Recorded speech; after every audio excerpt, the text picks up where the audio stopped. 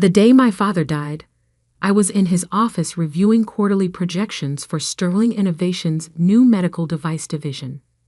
Numbers had always been my sanctuary: clean, precise, unchangeable. Unlike people, spreadsheets never lied or played favorites. Mr. Sterling wants to see the Q3 estimates, his secretary Martha said, poking her head in. She'd been calling him Mr. Sterling instead of your father since my first day at the company. Professionalism, she'd explained, was everything. Almost done, I replied, double-checking my calculations. The medical division was my baby, a project I'd spent 3 years developing. The projections looked promising, a 40% growth rate, conservative estimates showing potential revenue of $50 million by year's end. I never got to show him those numbers. The heart attack hit during his afternoon tennis match. By the time I reached the hospital, Sarah had already arrived, designer heels clicking against sterile tiles as she paced the waiting room. My sister always did have perfect timing. Finally decided to show up. She snapped, barely glancing at me. "Where were you?" "Working," I said quietly. "At the office, where you haven't been in months." She waved her hand dismissively. "Some of us have lives outside that dusty building, Madison." That dusty building was Sterling Innovations' headquarters, the company our grandfather had founded and our father had built into a billion-dollar enterprise. Sarah treated it like a trust fund, showing up for board meetings and important client dinners, but leaving the actual work to others, mainly to me. The doctor's arrival cut short our brewing argument. His expression told us everything before he spoke a word. "I'm very sorry," he began, and the world tilted sideways. The next few days passed in a blur of funeral arrangements, condolence calls, and board meetings. I handled most of it, working through my grief the only way I knew how: by keeping busy. Sarah spent her time entertaining relatives and giving tearful interviews to business magazines about carrying on our father's legacy. The will reading was scheduled for a week after the funeral. I sat in our family lawyer's office, the same leather chair I'd occupied during countless childhood visits with Dad. Mr. Patterson, who'd handled Sterling legal affairs for 30 years, looked uncomfortable as he shuffled his papers. "As you know," he began, "your father updated his will recently, just 2 months ago, in fact." I nodded. Dad had mentioned wanting to get his affairs in order, though he'd seemed healthy as ever. "The bulk of his personal estate will be divided equally between you both," Mr. Patterson continued. "The house, investments, art collection, all split 50-50. Sarah smiled, probably already mentally redecorating the Manhattan penthouse. However, the lawyer cleared his throat regarding Sterling Innovations. My heart stopped. Dad and I had discussed this. Just last month, we talked about my 5-year plan for the company over dinner. He'd seemed excited about my vision for expanding the medical division, even proud.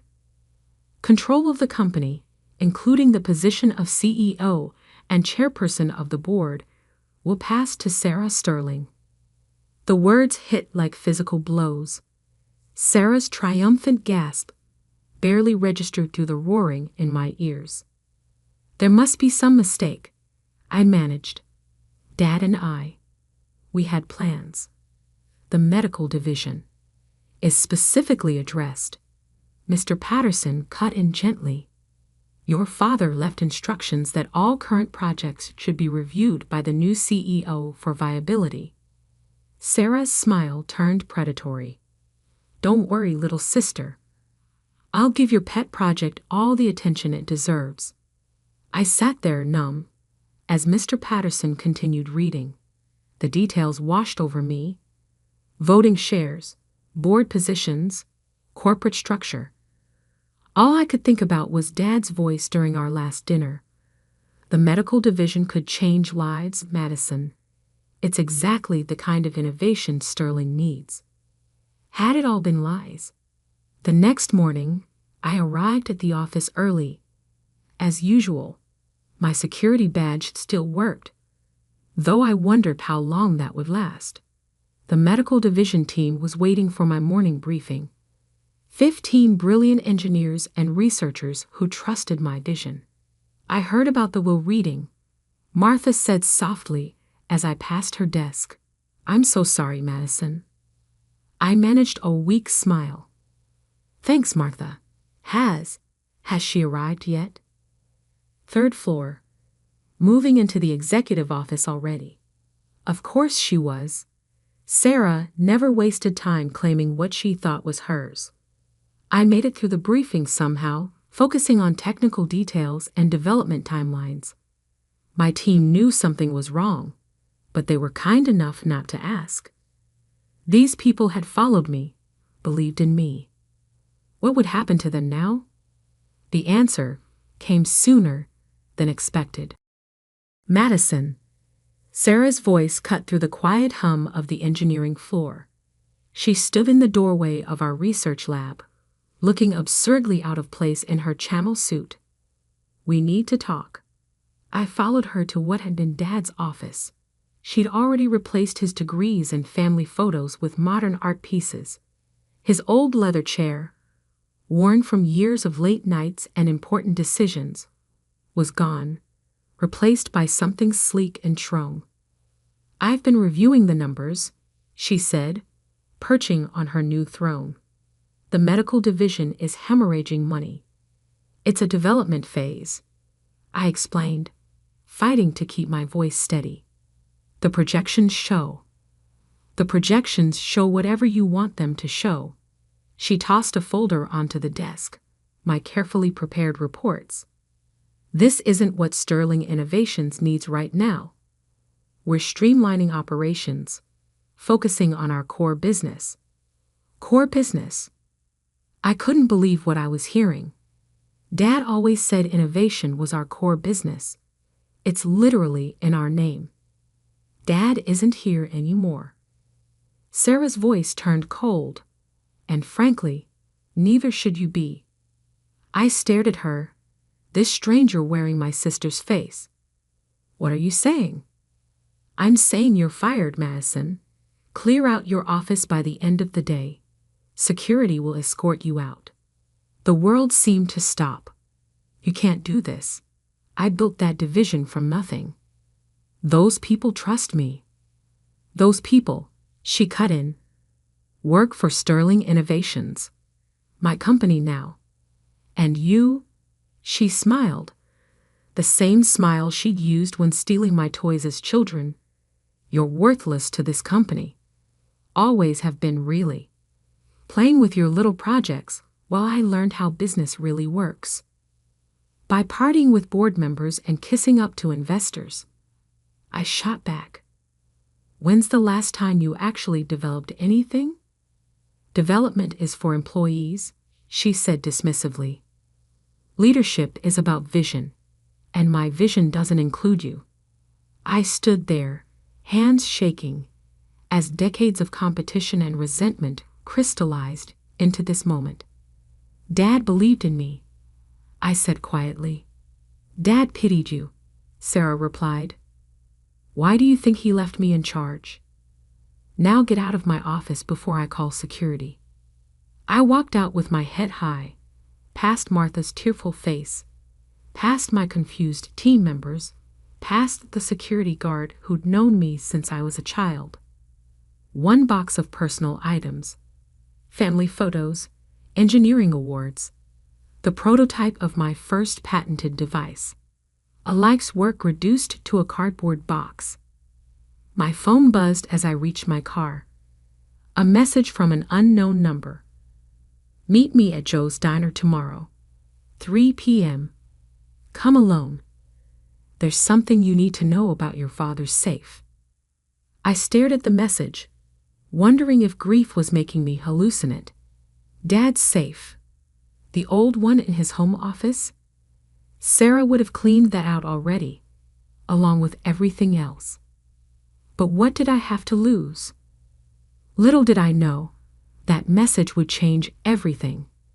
But first, I had to survive the longest night of my life, alone with the knowledge that I'd lost not just my father, but my life's work and my last connection to the company he built. I drove home in a daze, the box of memories beside me, feeling both too heavy and too light. Tomorrow would bring answers, or more questions. For now, all I could do was wonder, what secret could be worth all this pain? Joe's Diner sat on the corner of 5th and Pine, a relic from a time before sterling innovations dominated the city skyline. Dad used to bring me here for chocolate milkshakes after school, before board meetings became more important than father-daughter time. I arrived early, sliding into a worn leather booth with a clear view of both entrances. Old habits die hard. Dad always said a good executive watches their exits. At exactly 3 p.m., Martha walked in. "You?" I straightened in surprise. Dad's secretary. No, Sarah's secretary now. Looked different outside the office. More determined, less deferential. "Your father knew this day might come," she said, sitting across from me. "He made me promise to wait until the right moment." "What moment?" She pulled an envelope from her bag.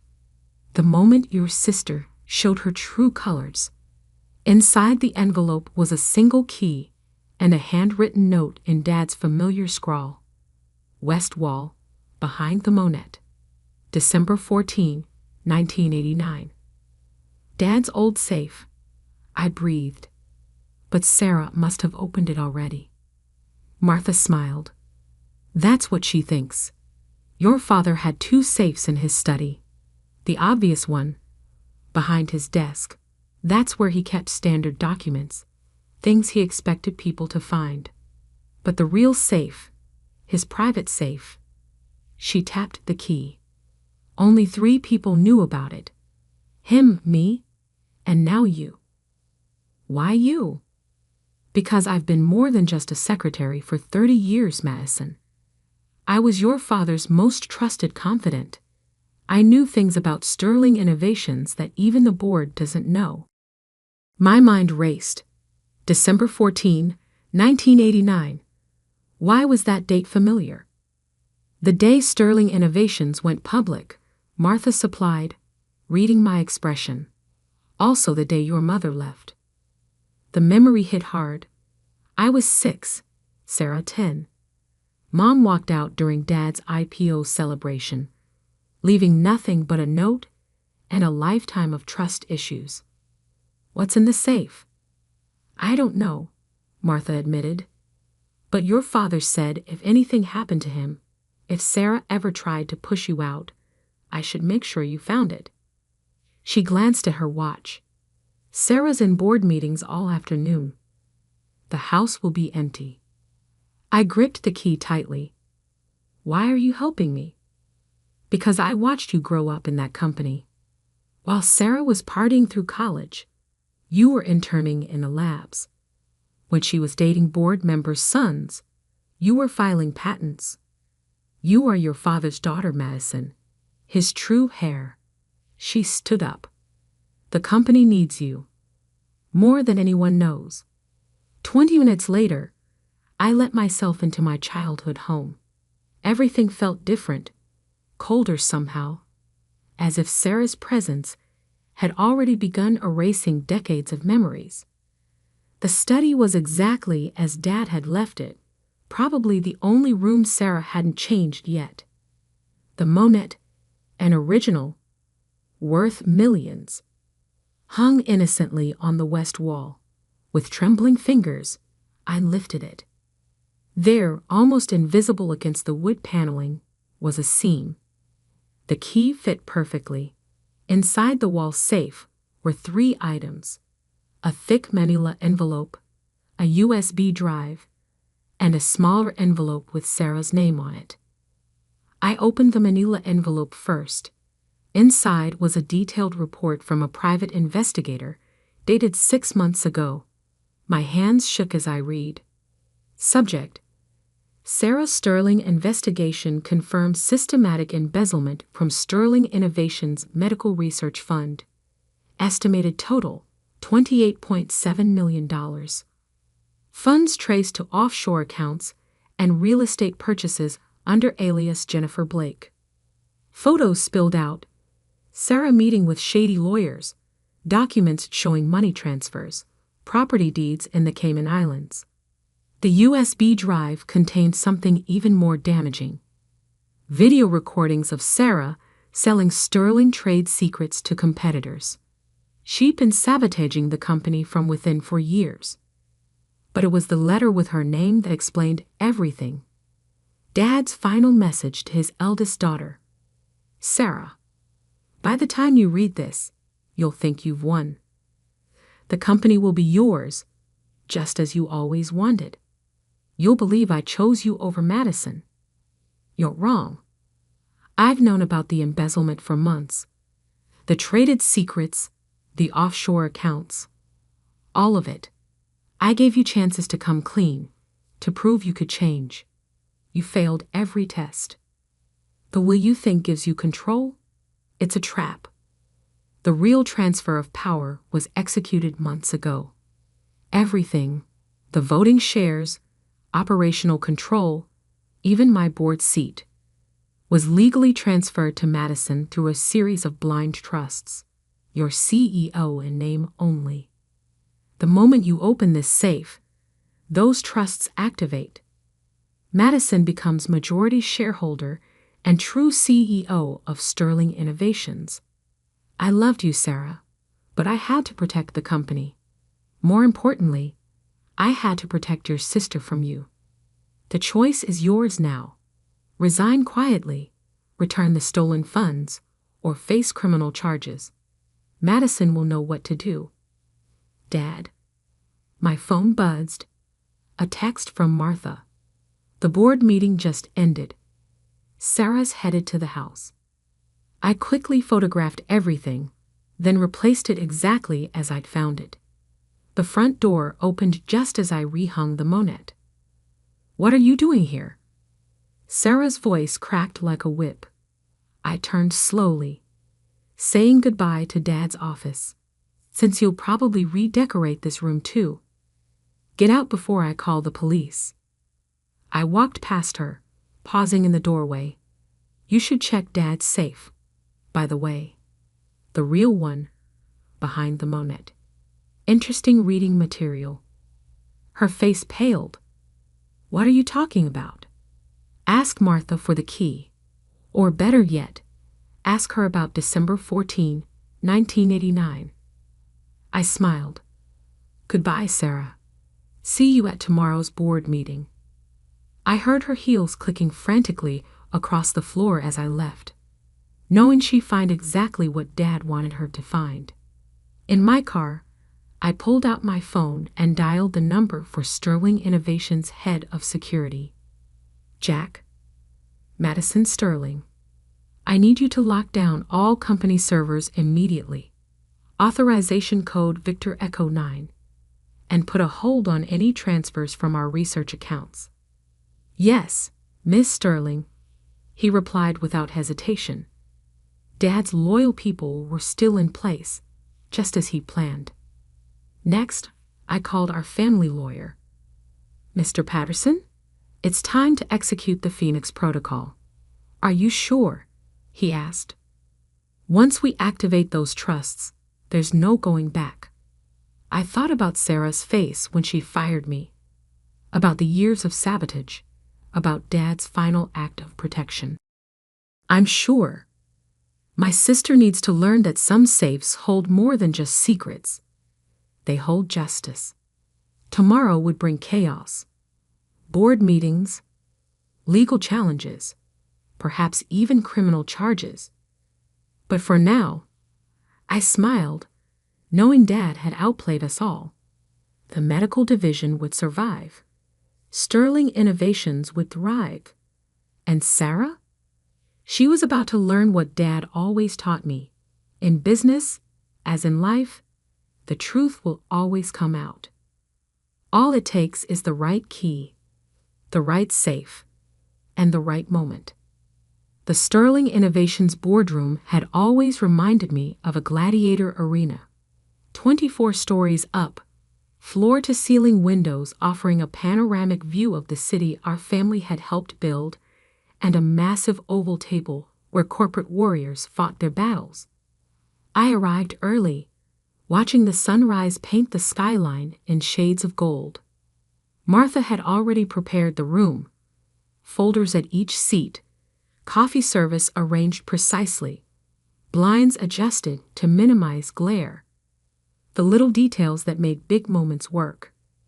Security reports Sarah arrived at 5 a.m., Martha said, setting a cup of green tea at my usual spot. She's been in her office making calls all morning.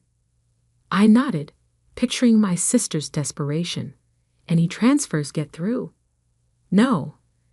The accounts are frozen, just as you ordered. Though she tried, 17 attempts to move funds offshore since midnight. And the board members? All confirmed attending, including Thomas Y. That was crucial. Thomas Y., our largest independent shareholder, had been Sarah's strongest supporter. His vote could swing the entire board. By 8:55 a.m., they began filing in. Board members, legal counsel, even a few shareholders who'd earned the right to attend. Many double-took at my presence, but no one dared comment. The tension in the room could have powered the building. Sarah arrived last, naturally. She'd changed clothes since yesterday. Armani power suit, killer heels, war paint perfect. But her eyes gave her away. They darted around the room like a cornered animal's, finally fixing on me with pure hatred. "What is she doing here?" she demanded. "Waiting for you to begin the meeting," I replied calmly. "There are some interesting items on today's agenda. You're not on the board anymore. Security." "Actually," Mr. Patterson spoke up from his corner, "Ms. Madison Sterling's presence is required for today's proceedings." He began distributing additional folders. "If everyone could please review the documents before you." Sarah snatched her copy, face growing paler with each page she turned.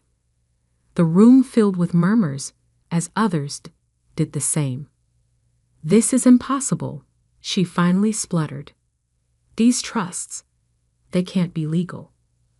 "Oh, but they are," I said, standing. "Every transfer, every document, every signature verified and notarized." Dad was very thorough. "Dad was dying," she snapped. "He wasn't thinking clearly." "Actually," Martha stepped forward, "Mr. Sterling began planning this 18 months ago when he first suspected the embezzlement." The room went dead silent. "What embezzlement?" Thomas Y. asked sharply. I nodded to Martha, who activated the presentation screen. Evidence began filling the display.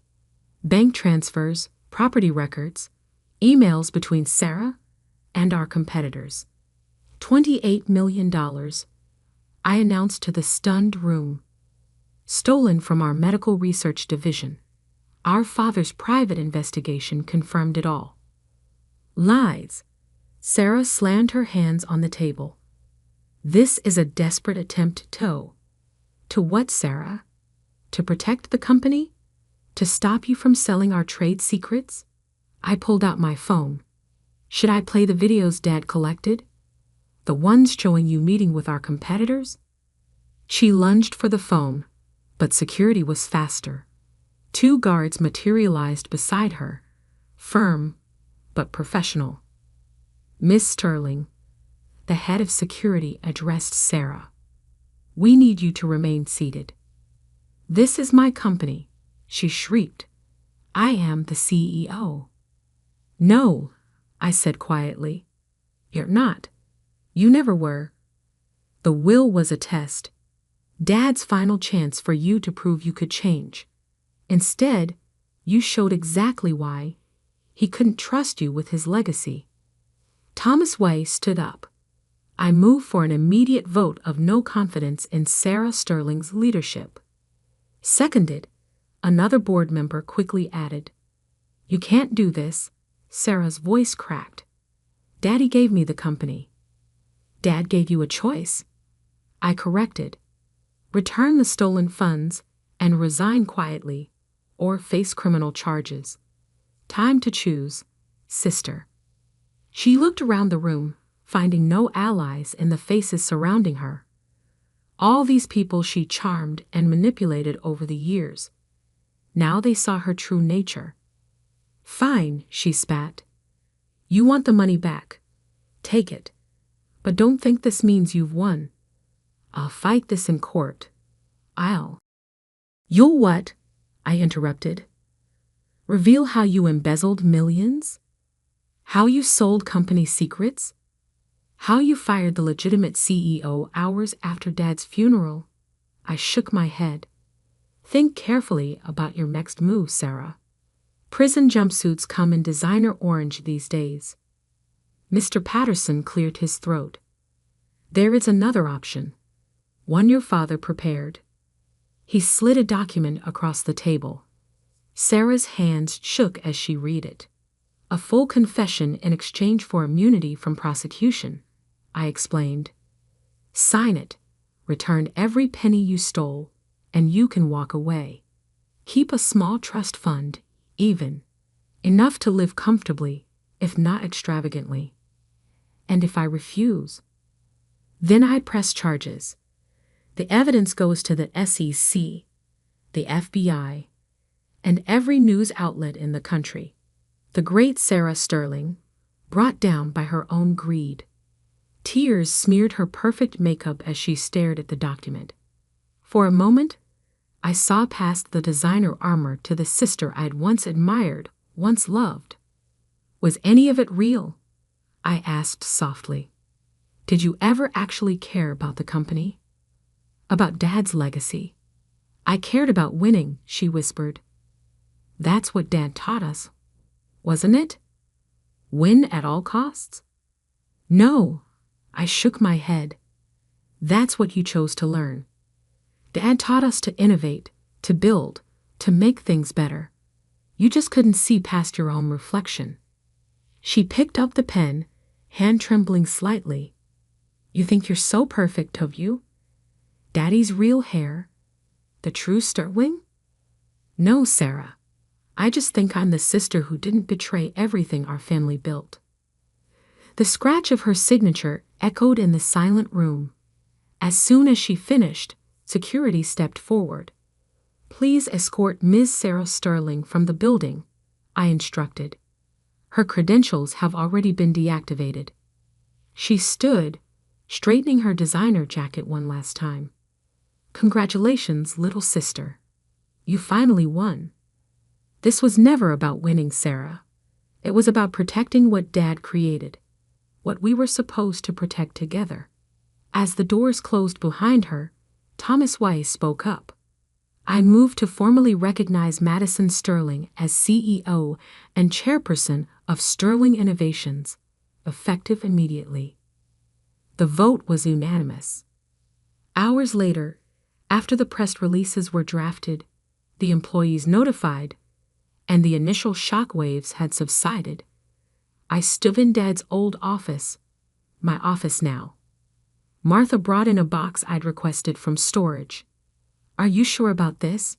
She asked as I pulled out the old leather chair, Dad's chair, the one Sarah had discarded.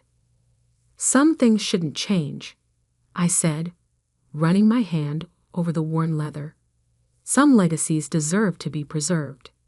I sat down, feeling the weight of responsibility settle around me. On the desk, Dad's old photo still stood, all of us together, before Mom left, before Sarah's ambition poisoned everything, before money and power tore our family apart. Your father would be proud, Martha said softly. He knew, didn't he? All along, he knew it would end this way. She smiled. He knew his daughters, both of them. The one who saw the company as a prize to be won, and the one who saw it as a responsibility to be earned. I picked up the medical division reports. My division, the one Sarah had tried to destroy. The numbers still looked promising. With the stolen funds returned, we could accelerate development, help more people, build something truly meaningful. Martha, I called as she turned to leave. Thank you for everything. Just doing my job, Miss Sterling. Madison, I corrected. After 30 years of keeping my father's secrets, I think you've earned first-name privileges. She nodded, eyes glistening slightly. Welcome home, Madison. That evening, I worked late, just as Dad used to. The city lights twinkled below, each one representing a life, a story, a potential customer or employee or partner. Sterling Innovations didn't belong to Sarah or me. It belonged to all of them. My phone buzzed with a text from an unknown number. Sarah, you'll regret this. Family should come first. I typed back, it did. That's why Dad chose me. Then I blocked her number, turned back to my work, and began planning the future of Sterling Innovations. Not as the sister who won, but as the daughter who understood what winning really meant. Sometimes a safe holds more than secrets. Sometimes it holds the truth about who we really are. And sometimes, just sometimes, justice comes with a key, a note, and a father's final lesson about love, trust, and the true meaning of family legacy.